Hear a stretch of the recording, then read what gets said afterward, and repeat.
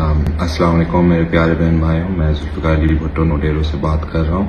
کراچی میں آج احتجاج ہوا ٹیچرز کا اور اسٹوڈنٹس کا۔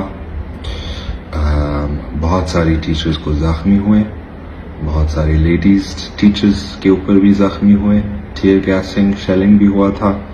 وہ سیم ہاؤس کے باہر احتجاج کر رہے تھے اور چیف منسٹر اور سندھ گورنمنٹ کے پولیس نے ان کے اوپر ظلم کیا، تشدد کیا۔ یہ لوگ پرامن احتجاج کر رہے تھے، مزاحمت کر رہے تھے، وہ ان کے میرٹ بیس پوزیشنز اور ان کے حقوق کے لیے مانگ رہے تھے اور آپ نے ان کے اوپر تشدد کی۔ پلیز آپ عوام سے معافی مانگے۔